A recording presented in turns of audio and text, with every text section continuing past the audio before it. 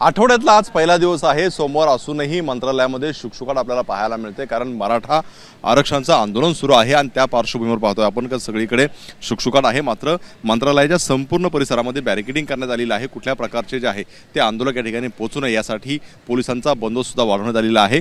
Maharashtra police आहेत, Mumbai police आहेत, सोबत आपण पाहतोय का सीआरपीची तुकडी सुद्धा या ठिकाणी तैनात केलेली आहे। शस्त्रधारी सगळे जवान जे आहे ते तैनात केलेले आहे। मंत्रालयाच्या सगळ्या गेटवरती पाहतोय आपण की अशाच प्रकारची सिक्युरिटी जी आहे ती तैनात केलेली आहे। मंत्रालयाचे जेवढे गेट आहेत त्या गेटवरती वाहनांना प्रवेश जो आहे तो बंद केलेला आहे। अगदी आपण पाहतोय की 3 ते 4 ठिकाणाहून मंत्रालय येण्यासाठी प्रवेश आहे। मात्र सगळ्या वाहनांची कसून चौकशी केली जाते। जर अधिकारी मंत्रालयातले असतील, कर्मचारी असतील तरच त्यांना परवानगी दिली जाते, मात्र इतरांना परवानगी दिली जात नाही। जर मराठा आंदोलक या ठिकाणी गमछे घालून किंवा झेंडा घेऊन आले असतील तर त्यांना मंत्रालयामध्ये प्रवेश जो आहे तो नाकारण्यात आलेला आहे। कारण आपण पाहतोय की मंत्रालयाच्या परिसरामधील अनेक शासकीय कार्यालयांमध्ये जे आहे ते मराठा आंदोलक त्या ठिकाणी पोहोचून घोषणाबाजी केलेली आहे आणि त्यामुळे मंत्रालयामध्ये पोहोचू नये यासाठी पाहतोय आपण की सगळी व्यवस्था जी आहे ती करण्यात आलेली आहे।